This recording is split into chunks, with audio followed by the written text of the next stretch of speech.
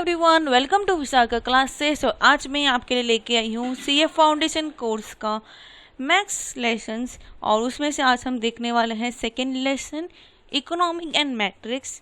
और मैंने पहले ही इकोनॉमिक का जो यूनिट 1 था वो मैंने पहले ही एक्सप्लेन करा चुकी हूँ। और आज हम देखने वाले हैं यूनिट 2 का मैट्रिक्स, और जिसमें मैंने यूनिट 1 में आपको मैंने सिखाया था कि कैसे हम सीधी उंगली से नहीं, हम टेढ़ी उंगली से हम कैसे आंसर्स फाइंड करेंगे, वो भी मैंने आपको बताया था। अगर अभी तक आपने मेरा वो वीडियो नहीं देखा है तो फटाफट वो वीडियो मेरा देख लीजिए। और अगर आप मेरे चैनल पर फर्स्ट टाइम आए हो तो बेल आइकन को ज़रूर क्लिक कर देना। ये फ्री ऑफ कॉस्ट है, इसका कोई चार्जेस नहीं है आपके लिए और फ्री में है। और बेल आइकन को भी ज़रूर क्लिक कर देना। वीडियो एंड तक ज़रूर देखना, क्योंकि मैं आपको अलग अलग आइडियाज़ देने वाली हूँ। कैसे हम इजीली वे सम सॉल्व कर सकते हैं वो भी हम देने वाली हूँ। और थोड़े ही टाइम पे, जैसे हम ये मैं जो अभी कर रही हूँ ये हम नवंबर बेसिस पे करा रहे हैं। तो मतलब कुछ हम 4 महीने की तैयारी अभी से हम चालू कर चुके हैं। तो जैसे ही अगस्त के महीने के आसपास हम स्टार्ट कर देंगे हमारा MCQs। मैं ट्राई भी कर रही हूँ कि जो हमारे जून के स्टूडेंट्स अभी हैं एग्ज़ाम देने वाले हैं उनके लिए भी मैं MCQs रेडी कर लूँ। तो वो भी मेरा अभी कोशिश चालू है, उस पर भी मेरा काम चालू है मेरा, तो वो भी हम देख लेंगे। आज हम देख लेते हैं मैट्रिक्स।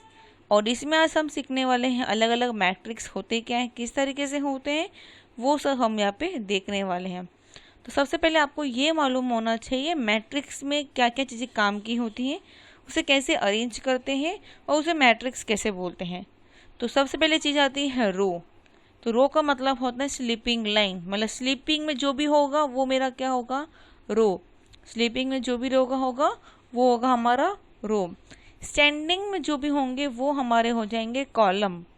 स्टैंडिंग में जो भी होंगे वो होंगे हमारे कॉलम। तो ये चीज़ आपको ध्यान रखना है, स्लीपिंग में रहेंगे तो रो और कॉलम, स्टैंडिंग में रहेंगे तो कॉलम।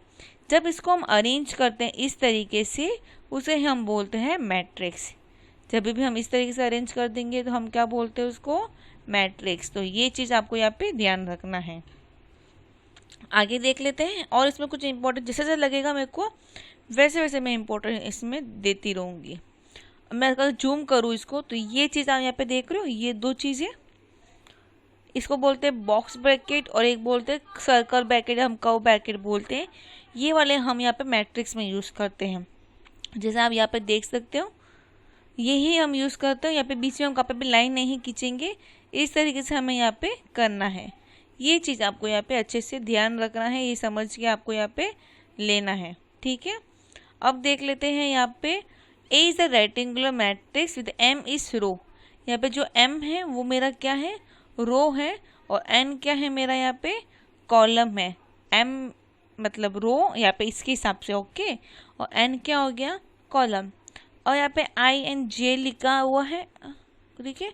यहाँ पे INN लिखा है, MNI लिखा हुआ है, MNN लिखा हुआ है। तो यहाँ पे I और J, सॉरी वो J लिखा हुआ था मेरे को। तो यहाँ पे IJ क्या हो जाएगा, I हो गया हमारा 1 2 लेके M तक, और J हो जाएगा हमारे लिए 1 2 लेके N तक। ये चीज़ आपको यहाँ पे ध्यान रखनी है। और जब भी हम देखेंगे तो पहले हमारा होगा रो देखना, उसके बाद हमें देखना कॉलम। तो जब भी हम इस, जैसे ये वाला हो गया या यहाँ पे हो गया, तो पहले रो में जाने का। समझो यहाँ पे रो दिया है, हमने फाइंड करना है A, और रो नीचे दिया है 4 6, 4 6 तो हो ही नहीं सकता यहाँ पे। तो ले लेते हैं हम 2 3 2 3। तो ये चीज़ आपको यहाँ पे ध्यान रखना है, हमें लेना है रो का सेकेंड और कॉलम का थर्ड, ठीक है। तो मैंने जैसे बोला आपको, एक हम ले लेंगे यहाँ पे 2 3, तो रो का हो गया हमारा 2 1 2। तो अभी इसमें क्या है 4 6 5, लेकिन अब मैंने क्या बोला 3 1 2 3। तो कहाँ जाके हमारे यहाँ पे अटक, दोनों लाइन कहाँ मिलती हैं, 5 में। वापस बता रही हूँ, अच्छे से सुनना। मैंने रो बोला है 2, तो रो देखेंगे 1, ये 1 रो हो गया, ये सेकेंड रो हो जाता है, ये थर्ड रो हो जाता है। तो मुझे चाहिए ये सेकेंड रो, ठीक है। अब मैंने बोला थर्ड कॉलम, तो ये 1 2 3। अगर मैं लाइन यहाँ से वापस खींचती हूँ इधर नीचे की तरफ, मतलब 2 5 8 में आता है, तो ये लाइन और ये लाइन दोनों कहाँ पे मिलते हैं, 5 पे। तो हमारा आंसर क्या हो गया 5। इसी तरीके से हमें बाकी सब भी हम चेक कर लेंगे। जैसे यहाँ पे दिए A 3 2, तो एक का 3 देखेंगे 1 2 3, तो क्या आता है 7 9 8। अब बोला है सेकेंड रो, तो ये सेकेंड कॉलम आता है। सेकेंड कॉलम का यहाँ पे थर्ड में किधर मिलता है 9 पे, तो हमारा आंसर क्या हो गया 9। तो ये चीज़ आपको यहाँ पे अच्छे से ध्यान रखना है, ठीक है। हमेशा पहले रो को देखना है, उसके बाद हम कॉलम को देखेंगे। अब हम देखेंगे टाइप्स ऑफ मैट्रिक्स। अब आता है सबसे पहले हम देखेंगे रो मैट्रिक्स। रो मैंने क्या बोला, जो स्लिपिंग लाइन में होते हैं। रो मैट्रिक्स वो बोला जाता है जहाँ पे एक सिंगल रो हो, जहाँ पे कॉलम नहीं होता है, उसे हम बोलते हैं रो मैट्रिक्स। तो रो मैट्रिक्स आप देख सकते हो, एग्जांपल्स यहाँ पे दिए हैं, जैसे ये वाला एग्जांपल्स हो गया, इन सबको बोलते हैं हम रो मैट्रिक्स। कॉलम मैट्रिक्स जिसमें सिर्फ कॉलम और रो नहीं होता है, स्लिपिंग लाइन स्टैंडिंग लाइन बोल देते हैं हम जिसको, तो इस तरह से उसको क्या बोलते हैं कॉलम मैट्रिक्स।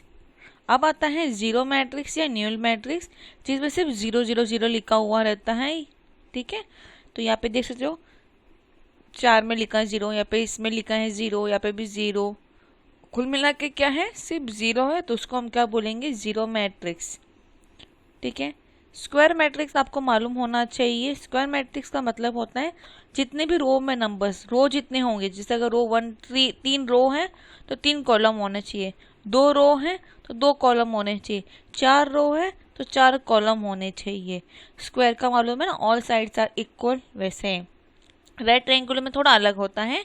रेक्टेंगुलर मैट्रिक्स में कैसा हो जाता है, ऊपर जैसे अगर स्टैंडिंग अपना जो रो होते हैं वो 2 रो हो गए और 4 कॉलम हो जाएंगे, या 3 कॉलम हो जाएंगे, तो उसको हम बोलते हैं रेक्टेंगुलर मैट्रिक्स, ठीक है। अब आता है स्क्वायर मैट्रिक्स। स्क्वायर मैट्रिक्स में हम डायगोनल्स में देखते हैं, जैसे आप डायगोनल में आप के देख रहे हो ना, तो ये डायगोनल्स में होने चाहिए, बाकी सब जगह क्या होना चाहिए 0 होना चाहिए। जैसे यहाँ पे देखो ये डायगोनल में है, बाकी दोनों जगह पे क्या हो गया 0 हो गया। यूनिट मैट्रिक्स इस तरीके से होता है जहाँ पे जो diagonal element are equal to unit matrix. ये जितने भी डायगोनल्स देख सकते हो 1 2 3 4, तो इतने ही यहाँ पे 4 में यहाँ पे दिया हुआ है। अपर ट्रायंगुलर मैट्रिक्स, इसके नाम से ही मालूम पड़ता है, अपर मतलब ऊपर का, ट्रायंगल मतलब ट्रायंगुलर त्रिकोना होना चाहिए। अब देखो ध्यान से मैं जहाँ बताने जा रही हूँ ना वो देखना। सबसे पहले तो ये स्केलर मैट्रिक्स होना चाहिए। स्केलर मैट्रिक्स में कैसा था देखो, ये रहा कि बीच में के है, मतलब यहाँ पे नंबर्स हो गए हमारे, बाकी सब 0 होने चाहिए। तो वैसे ही वहाँ पे भी होना चाहिए, यहाँ पे नंबर होने चाहिए, बाकी सब 0 होना चाहिए। बस फर्क यह होता है अपर मैट्रिक्स में ऊपर नंबर हो जाएंगे, बाकी नीचे क्या हो जाएंगे 0, बाकी नीचे क्या हो जाएंगे 0, ऊपर पे क्या हो जाएंगे number.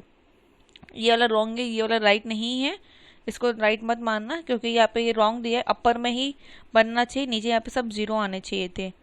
Lower triangle matrix, lower मतलब नीचे की तरफ हमें ट्रायंगल बनता हुआ। अब ये देखो नीचे की तरफ ट्रायंगल बन रहा है ना, तो ये क्या होगा लोअर ट्रायंगुलर मैट्रिक्स, जहाँ पे ऊपर की तरफ हो जाते हैं 0। सब मैट्रिक्स का मतलब हो जाता है जहाँ पे डिलीट किया जाता है 1 या मोर रो या और कॉलम से, उसे बोलते हैं हम सब मैट्रिक्स, ठीक है।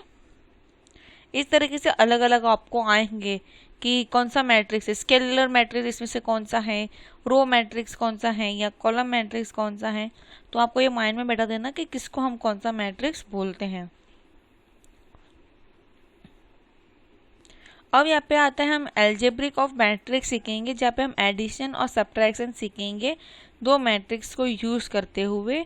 तो यहाँ पे जैसे हम अलग अलग इसमें लॉ भी का पे यूज़ करना पड़ेगा, तो हम वो भी यहाँ पे यूज़ करेंगे।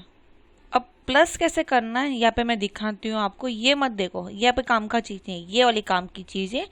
जैसे यहाँ पे देखो, यहाँ पे 2 है, ये फर्स्ट प्लेस पे, यहाँ पे फर्स्ट प्लेस पे कौन है 5, तो 2 + 5 7 होता है। 3 प्लस फिर -3, तो 3 - 3 0 हो गया। 5 + 0 5 हो गया। 4 + 1 5 हो गया। 6 + 4 10, 0 + 2 2। इस तरीके से अब माइनस देखो, 2 - 5 -3, 3 minus minus 3 minus minus plus 3 + 6 3 + 3 6, 5 - 0 5, 4 - 1 3, 6 - 4 2, 0 -2 तो इस तरीके से हम यहाँ पे प्लस या माइनस यहाँ पे हम करते हैं। तो ये चीज़ आपको यहाँ पे ध्यान रखना है। और यहाँ पे हम मल्टीप्लाई भी सीखेंगे। और यहाँ पे दिया है कि a इज इक्वल टू 2 4 3 5 दिया है और इज इक्वल टू 3 दिया हुआ है, मतलब k की वैल्यू क्या दी हुई है 3। यहाँ पे अंदर जितने भी नंबर दिए रहेंगे ना वो को सभी को हम 3 से मल्टीप्लाई करेंगे। 3 2 ज़ा 6, 3 3 ज़ा 9, 3 4 ज़ा 12, 3 5 ज़ा 15। तो इस तरीके से हमने यहाँ पे देख लिया कि मल्टीप्लिकेशन भी किस तरीके से हम यहाँ पे कर सकते हैं। ये तो आपको नॉर्मल यहाँ पे अभी मैट्रिक्स का वर्ड यूज़ किया है, हमने बहुत बार देखा है। यहाँ पे जैसे कुछ अल्फ़ाबेट होता है तो हम क्या करते हैं, बार वाले को इससे मल्टीप्लाई करते हैं, वो लिखा, फिर प्लस लेगा तो प्लस का साइन डाल के उसको लिखेंगे। सेम इसी तरीके से यहाँ पे इन्होंने यहाँ पे बताया गया है। ठीक है, अब एक नए तरीके से मल्टीप्लाई सिखा रही हूँ, अच्छे से माइंड में बिठा देना। यहाँ पे 2 अल्फ़ाबेट है, एक ए और एक बी। पहले ये जो ए लिखा है ना, ए के देखो 1 5 3 और नीचे लिखा है 4 5 6। हाँ, अच्छे से मैं समझा रही हूँ ना, वैसे समझ जाना, बहुत अच्छे से समझ जाओगे। देखो मैं अपना एक नोटपैड ले लेती हूँ जिसमें आपको बताती हूँ कैसे करना है। इसको ले लेते थोड़ा साइड में, मेरे को भी नंबर दिख जाए कौन सा नंबर है यहाँ पे। देखो सबसे पहले क्या लिखा है ऊपर 1, थोड़ा स्पेस डाल देते हैं, 5 और 3 लिखा है। ये एक बार लिखने के बाद वापस एक बार और लिखेंगे और इसके नीचे के नंबर पे हम लिख देंगे, जिसे यहाँ पे क्या दिया है 4 5 6, तो 4 5 और यहाँ पे लिख देंगे हम 6। ठीक है, देखो मैंने क्या लिखा, ये जो a वाली वैल्यू थी ना उसको मैंने सभी को सुलाया वही लिखा है। ठीक है, अब ये जो b की दिख रही है यहाँ पे कॉलम वाली, ये जो कॉलम वाली दिख रही है 5 1 2, उसको यहाँ पे लिखेंगे हम। देखो 5 1 2, सेम यहाँ पर भी लिखेंगे 5 1 और यहाँ पे भी हम लिख देंगे 2। ठीक है, और ये जो देखो वापस मैं पूरा बताती हूँ, मैं एक बार रफ करती हूँ वापस दिखाऊंगी समझाऊंगी, रुको। देखो वापस क्या करना है, देखो देखो समझो, अच्छे से समझो, अच्छी बात रहेगी। 1 5 और ये आ गया हमारा 3। इसके बीच में देखो मैं एक और तरीका दिखा देती हूँ। यहाँ पे ना 5 के पहले डाल दो प्लस और 3 के पहले डाल दो प्लस। अब नीचे क्या नंबर है 4 प्लस 5 प्लस 6, ये डाल दिया। अब ये जो वाला नंबर था ना ऐसे में, देखो 5 1 2, उसको हम ऐसे में लिख देंगे यहाँ पे। तो 5 1 2 वापस लिखेंगे यहाँ पे 5 1 2 और इधर सबको है ना, इधर 5 मल्टीप्लाई हो जाएगा, ये 5 मल्टीप्लाई हो जाएगा, ये 3 इसको भी मल्टीप्लाई हो जाएगा।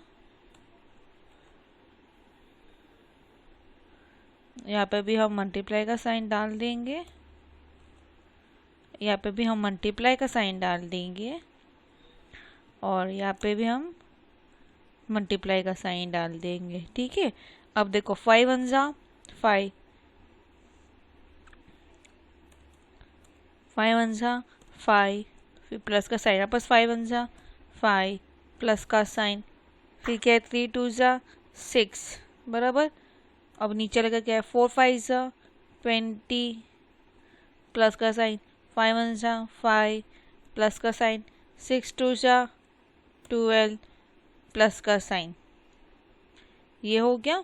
अब इसको ऊपर वाले को जब इन सबको मैं प्लस करूँगी, 5 + 5 10, 10 + 6 16, नीचे वाले को प्लस का है 20 + 5 25, 25 + 12 37, ये लिख दिया। तो ये मेरा हो गया एक तरफ, जब मैं a और b को मल्टीप्लाई करूँगी तो ये मेरा एक साइड का हुआ है। सेम मुझे दूसरे साइड का भी फाइंड करेंगे, तो दूसरे साइड को भी आप ऐसे तरीके से लिखना है।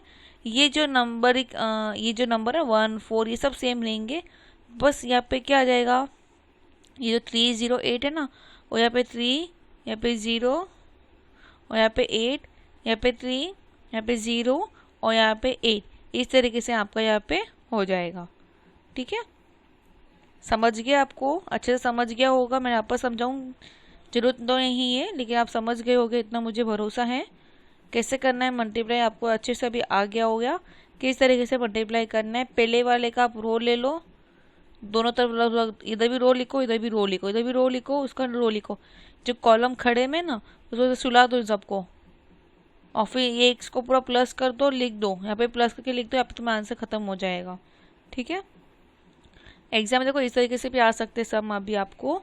annual sale volume of 3 product XYZ whose selling price per units are the 3.5, 2.75 and 1.50 ये दिया है, मतलब प्राइस दिया है, तो इसको हम P से डिनोट करते हैं इन्होंने 3.5, 2.75, 1.5 और क्या XYZ, तो ये वाला X की वैल्यू, ये वाली Y की वैल्यू, ये वाली Z की वैल्यू। ठीक है, देखो अच्छे से समझना। यहाँ पे क्या दिया है, market 1 and 2 and exchange product दिया है, तो वैसे ही हमने हुबहू कॉपी करके यहाँ पे लिख दिया। क्या फाइंड करने वाला है, find the total revenue of each market bye it's matrix. देखो क्या करना है, 6,000 मल्टीप्लाई बाई 3.5, इसको फिर इसको मल्टीप्लाई, इसको इससे मल्टीप्लाई, फिर इसको इससे मल्टीप्लाई, इसको इससे मल्टीप्लाई और इसको इससे मल्टीप्लाई और फिर प्लस कर दो, तुम्हें तुम्हारा आंसर नीचे मिल जाएगा। देखो वापस बता रही हूँ क्या करना है, ये 600 को ना 3.5 से मल्टीप्लाई करो, ये 900 को 2.75 से मल्टीप्लाई करो, 1300 को 1.5 से मल्टीप्लाई करो, तीनों को जो आंसर निकलेगा तीनों को प्लस कर दो, तुम्हें 65,250 आंसर मिल जाएगा फर्स्ट मार्केट का। सेम सेकेंड मार्केट, देखो कैसे करना है, ये वाली एक्स की वैल्यू थी तो ये वाली एक्स की वैल्यू है, ये वाली वाई की वैल्यू थी ये वाली वाई की वैल्यू है, ये वाली जेड की है तो ये वाली जेड की है। तो ये जो 3.5 ना हम इन दोनों से ही मल्टीप्लाई कर रहे हैं, ये 2.75 इससे मल्टीप्लाई कर रहे हैं, 1.5 हम जेड की मार्केट से ही मल्टीप्लाई कर रहे हैं। इस तरीके से हमें मार्केट 1 और मार्केट 2 से हमें एक्स वाई जेड की प्रोडक्ट की रेवेन्यू मिल जाती है।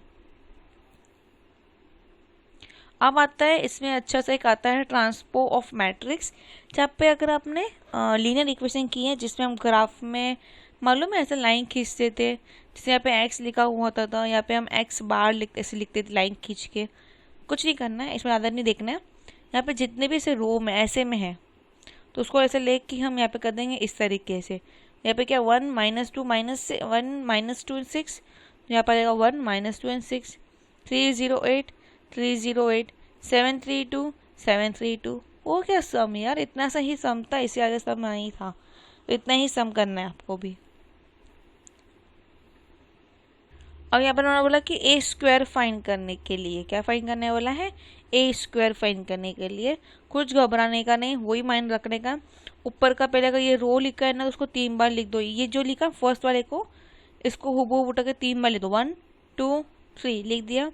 अब ये 10A है तो 10A 10A 10A, 01B 01B 01B 01B, मतलब हम क्या कर रहे हैं, एक बार कॉलम और रो को मल्टीप्लाई कर रहे हैं, कॉलम एंड रो से हम मल्टीप्लाई कर देंगे, हमें ए स्क्वायर यहाँ पे मिल जाएगा।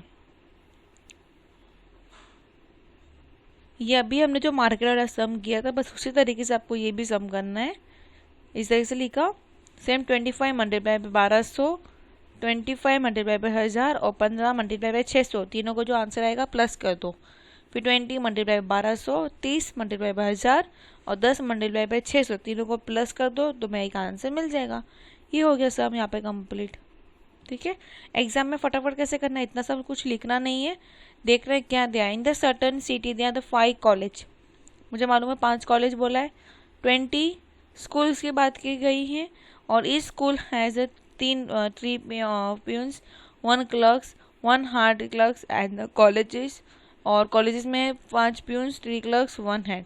तो लिख दिया यहाँ पे, कार्य के बारे में जिसके बारे में नहीं बोला उसको 0 डाल दो, जिसके बारे में बोला रहेगा वहाँ पे हम x लिख देंगे। और यहाँ पे अमाउंट दिया गया है तो इसको इसके साथ मल्टीप्लाई, इसको इसके साथ मल्टीप्लाई करते हुए प्लस करना है और यहाँ पे हमें सम कंप्लीट कर देना है और इस तरीके से हमें आंसर यहाँ पे मिल जाएगा। एग्जाम में आपको फास्ट फॉरवर्ड करना होगा, इतना आपको टाइम नहीं मिलेगा, स्पीड आपको एक बार क्वेश्चन लिख दो, कैलकुलेटर लो, m प्लस मल्टीप्लाई किया m प्लस, और मल्टीप्लाई किया m प्लस, मल्टीप्लाई किया m plus and is equal to डाल दो, तुम्हारा आंसर ऊपर का मिल जाएगा।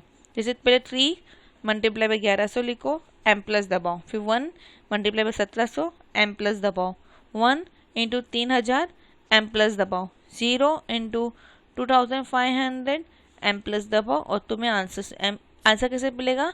m इज इक्वल वाला जिसमें दिया है, देखो साइड में दिया, राइट साइड में ऊपर की तरफ में m इक्वल दिया है, उस पर क्लिक करो, तुम्हारा आंसर मिल जाएगा। बाय मिस्टेक इक्वल का साइन मत दबाना, तुम्हारा आंसर रॉन्ग हो जाएगा। ठीक है, इस तरीके से तुम्हें सम यहाँ पे करना है। इसको बोलते हैं डिटरमाइन, जैसे 2/2, ये 2/2 का है, ऐसे भी 2, ऐसे भी 2, 3/3, 1 2 3, 1 2 3। ठीक है, हमेशा हम ऐसे इस तरह से लाइनिंग खींचते हैं, ये चीज़ आपको यहाँ पे ध्यान रखना है। ये डिटरमाइन वाला बहुत इंपॉर्टेंट है, इसको क्रॉस मल्टीप्लाई करते हैं हम, जैसे -1 इंटू 6, बीच के एक माइनस का हमारा फॉर्मूला के हिसाब से हम यूज़ करेंगे, और फिर 2 इंटू -3, इस तरीके से हमें यहाँ पे आंसर मिल जाते हैं। ये तो हमने खाली इसका कर दिया, क्या बोलते हैं, सिंगल जहाँ पे था। लेकिन जब ऐसे 3 हो, वैसे भी 3 हो, ऐसे भी 3 हो, तो कैसे करने का? ये जो 1 दिख रहा है ना, इसको लेने का, इसके बाजू वाली लाइन, इसको बाजू वाली लाइन को कैंसिल कर दो, फिर बचा क्या 5 6 8 9, इनको क्रॉस मल्टीप्लाई कर दो। ठीक है, तो वो हमने यहाँ पे लिख देंगे। 2 को -2 के साथ लिखेंगे कभी भी, अगर यहाँ पे -2 रहेगा तो +2 हो जाता है, तो उसको -2 लेंगे, तो ये लाइन कैंसिल हो गई, ये लाइन कैंसिल हो गई, मतलब ऊपर की लाइन भी कैंसिल और ये लाइन भी कैंसिल, बचा क्या 4 7 6 9, इनको क्रॉस मल्टीप्लाई कर दो। अब 3 ले लो, 3 को लेने के टाइम ये पूरी लाइन कैंसिल हो जाएगी और ये वाली लाइन कैंसिल हो जाएगी, बचा क्या 4 5 7 8, क्रॉस मल्टीप्लाई कर दो, फिर मल्टीप्लाई बाई 3 ही करना है, फिर जो भी आंसर आएगा उसको प्लस माइनस करके हमें लास्ट में हमारा आंसर यहाँ पे मिल जाएगा। तो इस तरीके से हम यहाँ पे सम्स करते हैं, तो ये आपको ध्यान रखना है अच्छे से। अब आता है, जैसे यहाँ पे दिया हमें फाइंड करना बोला A11 मतलब first row first column cancel, first row first column cancel, बचा क्या 2 2 0 2, इन दोनों को क्रॉस मल्टीप्लाई कर दो। A12 first row second column, बचा क्या -1 0 2 एंड 2। फिर आता है A13 मतलब first row third column, first row third column, बचा क्या -1 2 एंड 0 एंड 0। इस तरीके से हम आते हैं, आपको एग्जाम में इसी तरीके से करना है। और कभी कभी तो डायरेक्टली लोग पूछ लेते हैं, देखो ऐसे फाइंड करें, को फैक्टर फाइंड करने के लिए बोल देंगे आपको, तो को फैक्टर हम इस तरीके से फाइंड करते हैं। एग्जाम में अगर डायरेक्टली बोला कि A23 फाइंड करो, तो A23 second row third column cancel कर दो, ऐसे कैंसिल फटाफट माइनस हो जाएगा। Okay, third row second row third row cancel, 1 into 0 0, 4 into 0 0, 0 - 0 cancel. ठीक है, तो ये चीज़ें आपको यहाँ पे अच्छे से ध्यान में माइंड में बैठाना है, अच्छे से करना है। इनवर्स ऑफ मैट्रिक्स सीखेंगे, इनवर्स ऑफ मैट्रिक्स किस तरीके से सॉल्व करना है बताती हूँ मैं आपको। यहाँ पे क्वेश्चन क्या दिया है, देखो यहाँ पे इक्वेशंस के साथ एक इक्वेशन दिया गया है, उसके साथ कुछ अल्फ़ाबेट्स दिए गए हैं। तो क्या दिया है देखो, इसमें सब में x है, यहाँ पे y है, यहाँ पे z है, मतलब बाद में मल्टीप्लाई किया है, पहले नंबर से, नंबर्स क्या है 2 8 5, यहाँ पे कुछ नहीं मतलब 1 1 1 है, x के आगे कुछ नहीं मतलब 1 है, फिर 2 है और -1 है। देखो सबसे पहले 2 8 5 लिखा, 1 1 1 एंड 1 2 1 लिख दिया यहाँ पे हमने इस तरीके से, और फिर यहाँ पे हम लिख देंगे x y z लिख देंगे, और यहाँ पे 5 -2 एंड 2 दिया हुआ है, तो यहाँ पे लिख देंगे 5 -2 आएगा, यहाँ पे 1 के आगे भी -1 आएगा। तो इस तरीके से हम यहाँ पे सम सॉल्व करते हैं। फिर जैसे अभी हमने ऊपर को फैक्टर सीखा था ना, जहाँ पे हमने A11 A12 A13 A21, वैसे ही आपको इसकी भी वैल्यू फाइंड करनी है, और इसकी वैल्यू की जगह जो हम नया वैल्यू फाइंड करेंगे वो सभी हमें यहाँ पे लिख लेना है। तो इसे बोलते हैं हम को फैक्टर। को फैक्टर को वापस रीअरेंज करने के लिए जो कॉलम में था वो हम रो में लिख देते, जो रो का वो हम कॉलम में कर देते। यहाँ पे -3 18 3 है, यहाँ पे हम लिख देंगे -3 18 3, 2 7 3, तो 2 7 3, 1 4 -6 1 4 -6, इस तरीके से हम यहाँ पे लिख देते हैं। जैसे मैंने आपको पहले सिखाया था ना कि कैसे हम यहाँ पे, जैसे यहाँ पे 2 को यहाँ पे रख दो, फिर इनको ये बीच का जो क्रॉस मल्टीप्लाई का यहाँ पे कर दो, फिर 8 का छोड़ दो, फिर 1 इंटू -1 1 इंटू 1 कर दो, फिर 5 की लाइन पूरा छोड़ दो, दोनों को मल्टीप्लाई कर दो, प्लस कर दो, यहाँ पे नेट a मिल जाएगा। पर वही यहाँ पे यूज़ करना है a का इन्वर्स यूज़ करने के लिए, एडजस्टमेंट ऑफ a का इन्वर्स ऑफ a यूज़ करने के लिए, तो 1 ऑफ डिटरमाइन a इन सभी को लिख देंगे और यहाँ पे हमारे इसको करना है इस तरीके से, और यहाँ पे हमें एक वैल्यूबल मिल जाएगी। अब आप बोलोगे मिस यहाँ पे 5 माइनस 2 कैसा आया, तो ये 5 माइनस 2 और 2 ये वाली वैल्यू है जो हमने यहाँ पे लिख दी है, 5 माइनस 2 5। ठीक है, तो ये चीज़ आपको यहाँ पे ध्यान रखना है, किस तरीके से करना है मैंने बता दिया है, अभी आप कर सकते हो आसान तरीक़ों से। और उससे पहले क्या करेंगे, यहाँ पे जो भी नंबर्स दिया ना इन सभी को इन सब पे मल्टीप्लाई करते रहेंगे। ठीक है, इस तरीके से मल्टीप्लाई कर दोगे तो आपको यहाँ पे आंसर सभी के मिल जाएंगे। तो ये हमारा सॉल्व हो जाएगा। ये 1/15 इसी तरीके से रखना है, इसको कोई चेंजेस नहीं करना है आपको यहाँ पे, पर यहाँ पे इसी तरीके से हम इसको रखेंगे।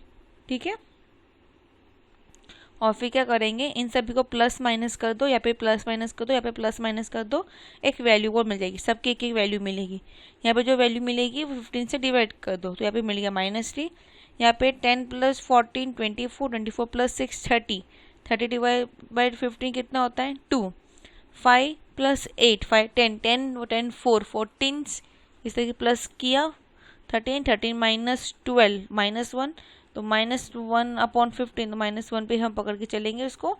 यहाँ पे इस तरीके -15, यहाँ पे आ गया 15/15 -1, तो इस तरीके से हमें यहाँ पे x y z की वैल्यू मिल जाती है। तो इसी तरीके से हमें यहाँ पे सम करना है, और यहाँ पे हम सम इस तरीके से हमें यहाँ पे फाइंड करना है। इनवर्स वाले ज़्यादातर एग्जाम्स में आते हैं, उन लोग बहुत पूछते हैं, तो आपको ये ध्यान रखना है किसे हम इनवर्स बोलना है, कहाँ पे हमें कौन सा वैल्यूबल वहाँ पे हम यूज़ करना है। ठीक है, ये हमने अगर आपने कैमर रूल सीखा है तो ये कैमर रूल का तरीका ही हम देखने वाले हैं यहाँ पे। जिन्होंने भी अगर लीनियर इक्वेशन का कैमर रूल देखा है, जहाँ पे हम x फाइंड करने के लिए डेल्टा x अपॉन वहाँ पे डेल्टा वहाँ पे हम लेते थे dx upon D, y = dy upon D, और z = dz अपॉन डी।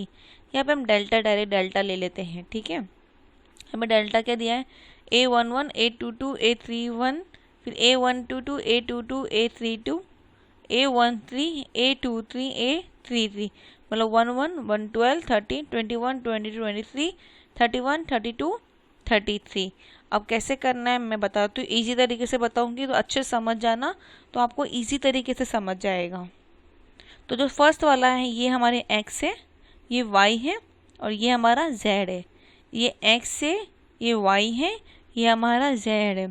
तो यहाँ पे हम क्या ले रहे हैं, डेल्टा x, तो ये x की वैल्यू हटा दो, ये x की वैल्यू हटा के लिख दो d1 d2 d3, बाकी जैसा है वैसा लिख दो। सेम dy के लिए x की वैल्यू वैसे ही रखो, y की जगह लिख दो d1 d2 d3, और z की वैल्यू वैसे ही वैसे लिख दो।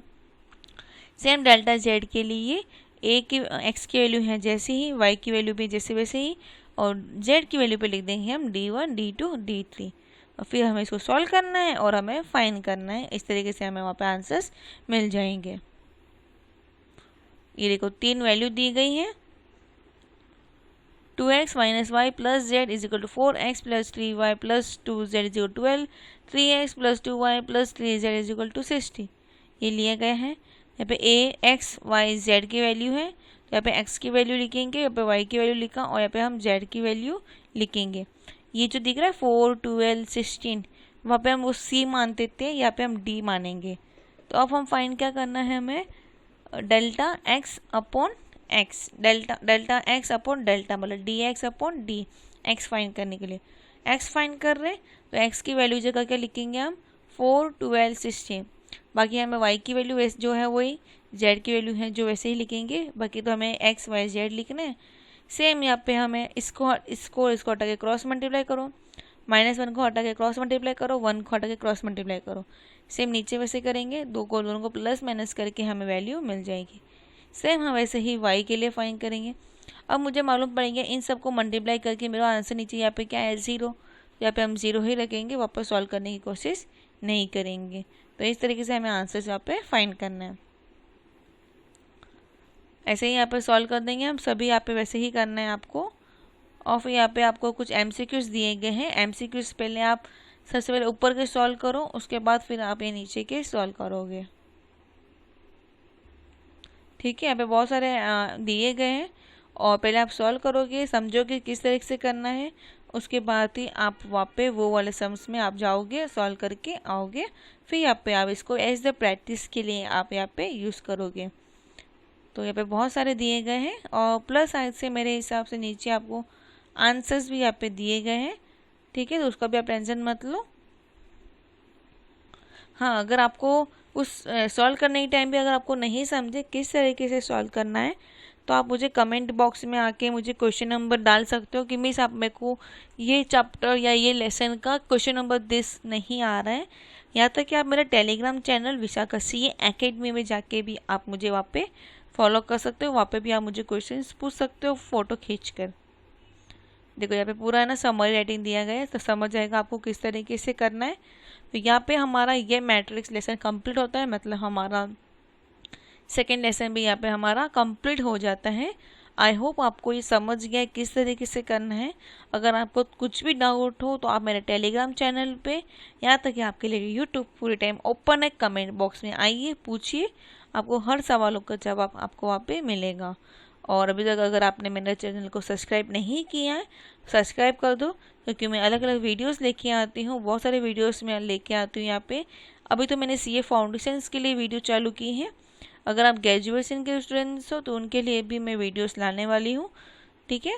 और thank you for watching it's and stay home, घर पे ही रहो। अगर ज़रूरत नहीं हो तो घर से बाहर बिल्कुल मत निकलो, घर पे ही रहो, ठीक है। Bye, take care, all the best for your exams, bye.